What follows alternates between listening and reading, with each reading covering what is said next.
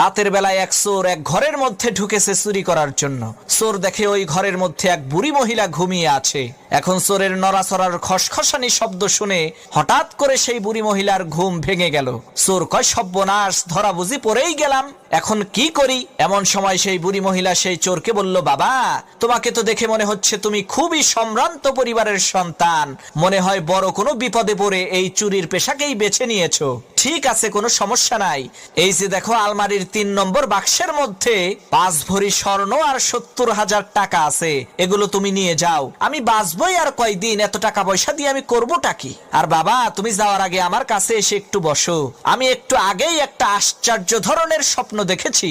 এই স্বপ্নের মানেটা আমি বুঝতে পারছি না, তুমি একটু বলো তো এই স্বপ্নের মানেটা কি?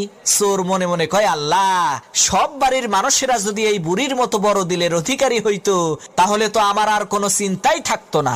এদিকে সেই বুড়ি মহিলা তার স্বপ্নের কথা সেই চোরকে বলতে আরম্ভ করলো। সে, বাবা, আমি দেখলাম বিশাল বড় একটি মরুভূমির মধ্যে আমি হারিয়ে গেছি।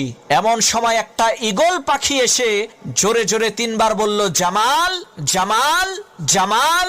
এরপরে সেই ঈগল পাখিটি চলে গেল। বাবা, বলো তো এর মানে কি?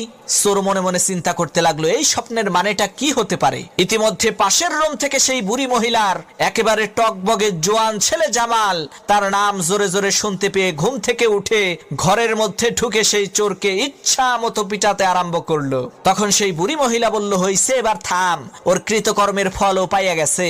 তখন সেই চোর বলল, না ভাই,